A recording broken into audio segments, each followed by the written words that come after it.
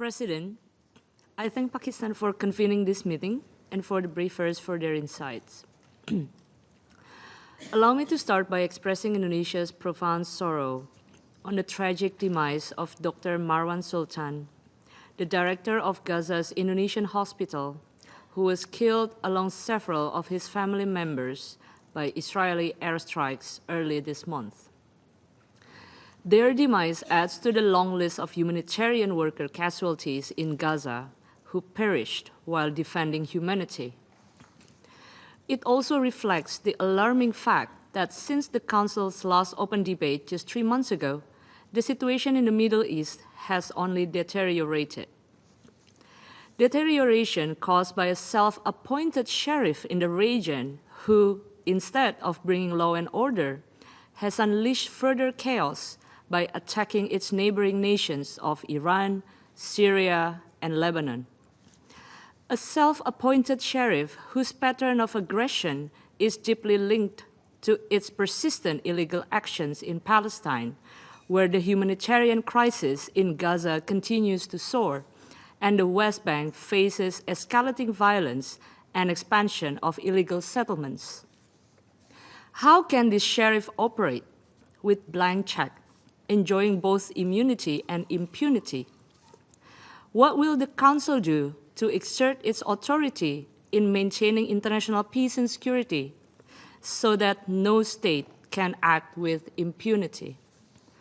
Indonesia calls for 3 urgent actions. First, expectations are high that the Council can bring back multilateralism to the table.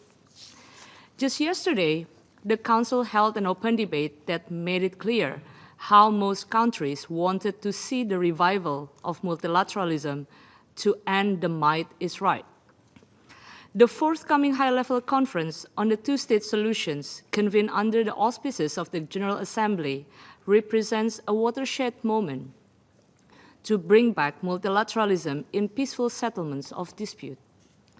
Indonesia looks forward to the successful convening of the high-level conference and is proud to serve as one of the working group co-chairs. Indonesia also continues to support various ongoing processes and deliberations under the ICJ, another example of multilateralism in action. With the General Assembly and ICJ actively engaged, the Council must not continue to stand in paralysis. Second, expectations are high that the Council's deliberation and decisions reflect the global conscience. The dire situation in Gaza is not only grossly inhumane, it is also a primary driver of escalating tensions across the Middle East.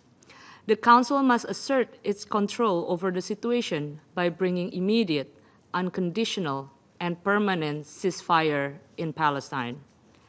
The indiscriminate violence, including mass casualties among aid seekers attempting to access food and supplies, must end now. Humanitarian aid must reach those in need without obstruction. Humanitarian workers must be able to operate in safety. UNRWA remains our sole legitimate hope. Its role is simply indispensable. Third, expectations are high that the Council can restore the sanctity of international law. The continued Israeli occupation of Palestine, its recent attacks on Iran and airstrikes in Syria are consequences of a collective failure to uphold the international law, perpetuating impunity and double standards. International law also forms the foundation of the two-state solution, which remain the only viable and internationally agreed framework that is critical for broader regional peace and stability. Amid the climate of stagnation, ensuring that legal instruments serve their intended purpose is key to restore the Council's credibility. Mr. President, the ongoing failure to address the escalating regional situation starkly highlights the breakdown of the multilateral system. It should compel us to acknowledge that reform is not only necessary, but must be undertaken without delay. Indonesia is committed to contribute to this crucial effort towards a Security Council that rises to the challenge of its own mandate. I thank you, Mr. President.